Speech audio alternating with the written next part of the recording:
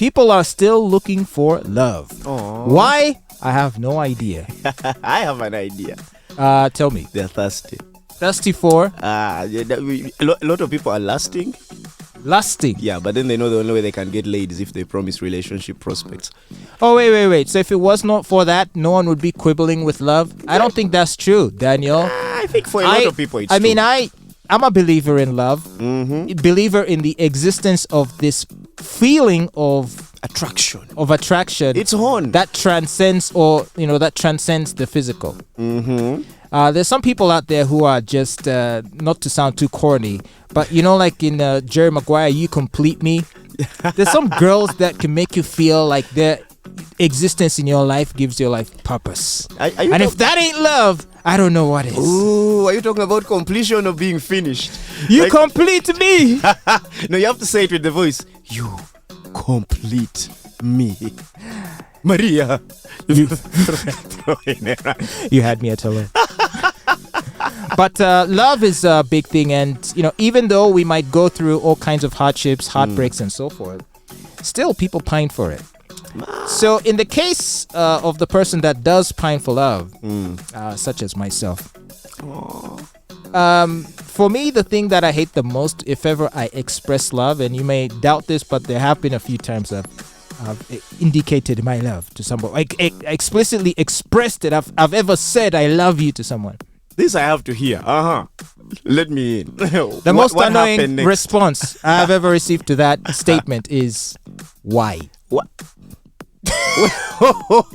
Okay. What do you mean, why? What kind of question is that? I mean, are you implying that you're not lovable? I mean, look at you. You're beautiful. You're amazing. Why wouldn't I love you? That is a very practical question, first of all. Why would you ask that? It's an insulting question. If someone loves you, that is a privilege to honor. You don't ask questions. You have to ask. I mean, it sounds like a 5-year-old. Because that why will only be followed up by more whys. Would you ask that of no, someone? I would not ask that. I would probably ask with my face like... I would give that look, but I wouldn't straight up be like, someone says I love you and you're like, why?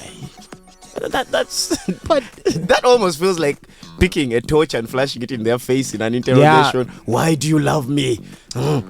I felt so let down. I was imagining she'd just be ecstatic and just be like, oh really?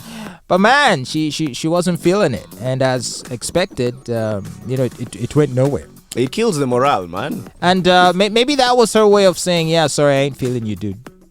That was a heavy letdown, though. Yeah, I mean, why? And then you can't answer the question yourself. So, see, I would have rather if she'd said, if she had instead just said, I'm sorry, but I don't feel the same way. I'd have taken that better than her asking me why. Because guess what happened when she said why? I had to start trying to explain. Which is awkward. I had to give a presentation, like a PowerPoint. Now, these are your qualities. This. If you look here, according to this investment, the ROI of 6 months will be available at 50% increment. And after that presentation, I still got let down anyway. So yes, thanks for nothing. They never believe the presentation, by the way. Like if someone ever asks, why do you love me? Just ask them, why are you asking? Like, I'll answer a question with a question, because that presentation never yields results. You're going to say all these nice things, and then the response will be, it's only because I'm your girlfriend. So, yeah, no, don't even bother asking that question. But at least you got something better than me. Well, what did you get? What did they tell you? Me, I tried to be romantic. Okay. Yeah. At the time, I was excited. As a student of physics, I just learned about centripetal force. Wait, what? Yeah, so I was spitting venom, man. You know those things, those days when you are just getting into sciences. Wow. You're like, oh, my heart for you burns like H2SO4. What? Never have I loved like this That's before. That's sulfuric acid. Yeah, man. That's deadly. I know. That's how intense it was for me. Wow. As they are throwing bars, man. So you know those things of you and me is always a plus, never a loss. And what did that lead to? I want to love you all around with all my centripetal force. And she looks at me and this chick is like, if you're centripetal, it was one of those local girls, man. For her, centripetal force just sounded like the name of some saint. Did you see that? Who was this guy? Mbide? Mukasa Mbide. I think it was his wedding, and I think he was giving a speech about how he feels about this girl, and he said things that were it just sounded so academic. Did you hear what he said? I heard a bit, but I didn't pick anything. Like Mukasambide's English it's complex even for the British. Like I got it. So what I'm gonna do is I'm just gonna pair my phone with the mixer, and then I'm just gonna play this audio for you. Let me just get the Bluetooth thing going. You see, here at RX Radio, we rely on technology. Swag. Although I should have done this earlier, but I didn't know I'd have to call up this clip.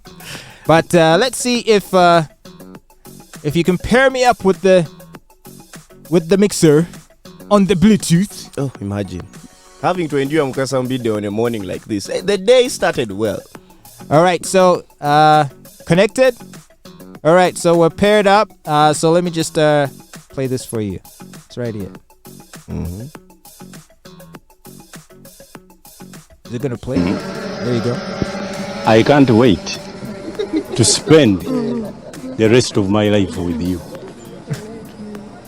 The promise I gave was not tainted with Chichi, Ladida, or any apocryphal. It was the critical material that was prognostic of what we have had today.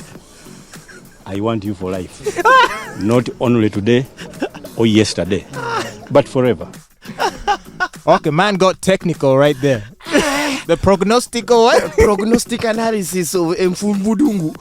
Yo. Yeah, man kept it real, and at least for his part, he waited until they tied the knot before he started. And maybe that's the thing. Yeah. Like, if save the big words for when you've already got the girl. Save the cheesiness for the wedding day. Like, because it's not going to get you the girl. And that's another thing. When it comes to romance, women want the men they already love to be romantic. Yes. Being romantic doesn't make them love you. No.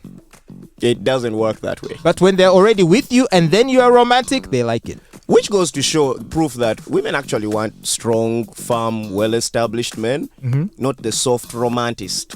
So they would rather have you as the strong guy, so that when you're being the soft romantic, it's a bonus. It's right. So to it's your... kind of, I think it's like a subversion of expectations. Yeah. Because she probably thinks of you as a ruffian, a thug, like not very polite, brute, like a, that kind of guy. And then all of a sudden, out of the blue, like you whip out flowers, you whip out a card, you vocabulary, get a guitar, vocabulary.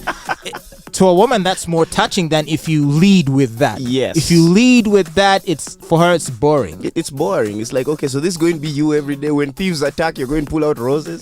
Like, how are you going to talk them out of the compound? But if it comes as the bonus, she's like, oh, I did not see this coming. Aleman brought me flowers. Well, that's love for you. Very complicated business in 2023.